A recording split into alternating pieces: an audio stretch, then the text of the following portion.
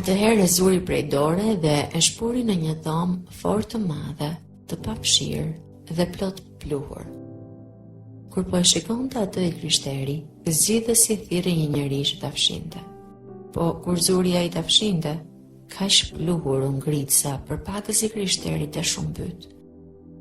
Zgjidhësi atëherë i tha një çupe që ishte atje afër: "Sill pak ujë dhe spërkat dhomën."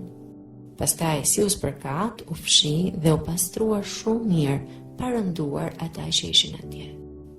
Atëherë i krishteri e pyeti: "Ç'do të thotë kjo?" Zgjidhësi u përgjigj: "Kjo dhomë është zemra e njeriut, e cila kurrë nuk u shenjtërua me hirin e ëmbël të ungjillit. Pluhuri është mëkati prej prindërve edhe ndyrësitë e brendshme që ndotin tër njerëzin. Ai që të parën herë zuri ta fshi është ligji. Çupa që solli ujin dhe spërkati dhomën është ungjilli.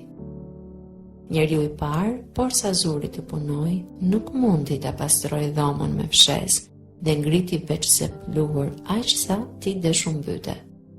Pluhuri tregon dëm sepse ligji me fuqinë e tij, në vend që ta pastrojë zemrën, e bën mëkatin të ngjallët, të forcohet dhe të teproj edhe më shumë në shpirt. Ndonsa i zbulon edhe të non fajin, nuk i jep as pak fuqi njeriu që ta mund. Ai pe se si dhoma u fshi pa shumë lodhje, nga vajza që e spërkati me ujë. Kjo tregon se kur ungjilli hyn në zemër, me gjithë fuqinë e tij të ëmbël edhe të çmuar, mëkati rrëzohet edhe nënshtrohet dhe shpirti pastrohet me anë të besimit, ashtu siç pushoi pluhuri duke u spërkatur me ujë. Në këtë mënyrë, shpirti bëhet i përshtatshëm edhe i pëlqyer për mbretin e lavdisë që të rrindër të.